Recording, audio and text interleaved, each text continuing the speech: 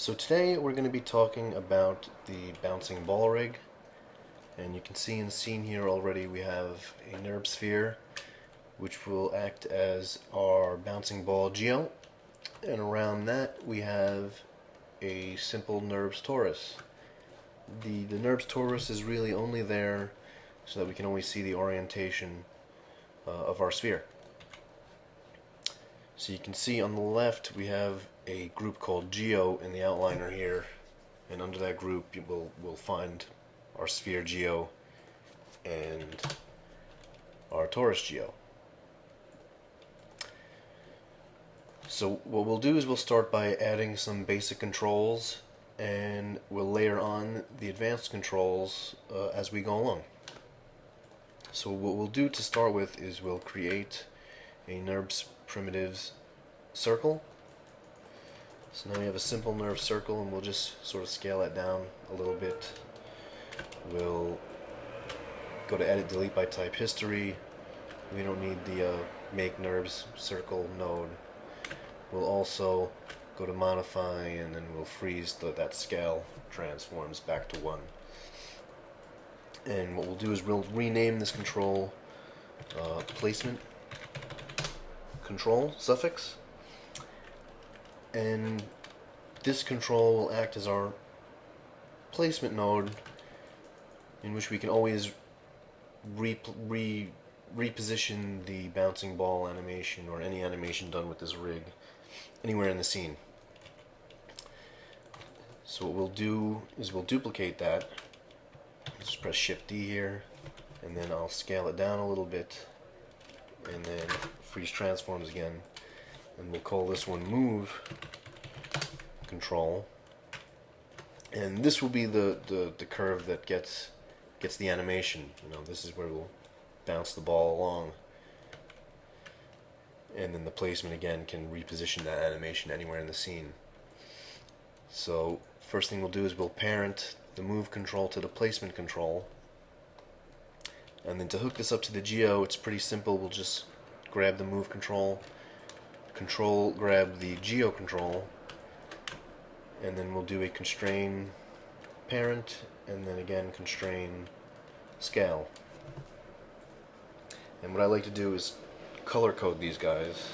So if we go into the attribute editor, we can turn on enable overrides in the drawing overrides menu, and then we can make this something like blue for the placement, and then maybe for the move you can enable overrides, and we can give that a red. Color coding helps us differentiate the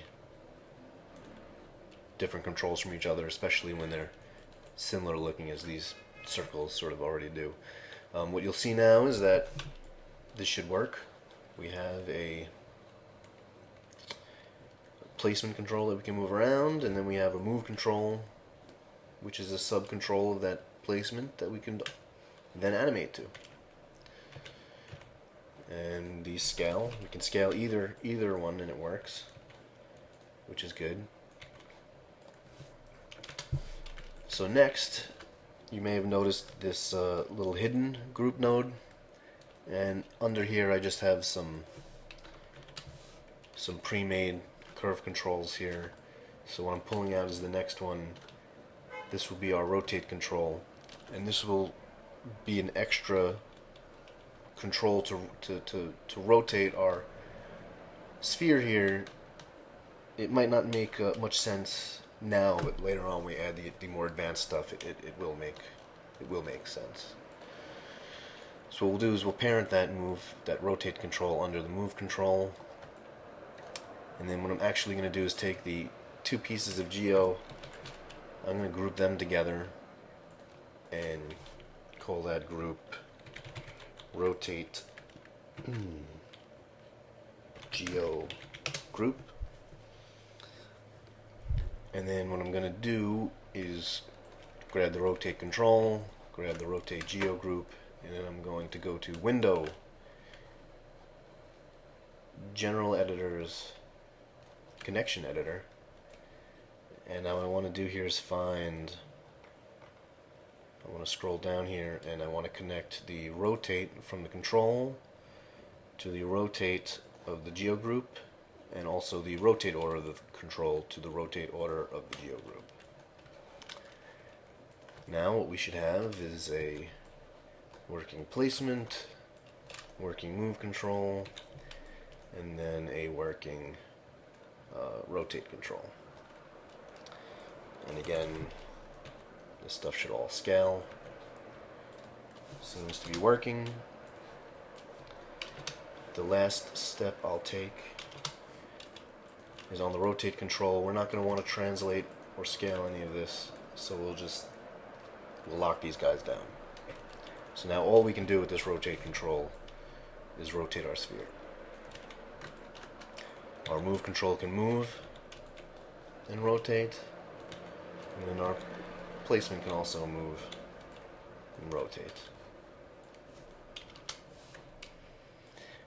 The last thing I'll do is grab our placement control, I'll group it to itself, and I'll call this group control, and I'll move that under the geo group just for cleanliness.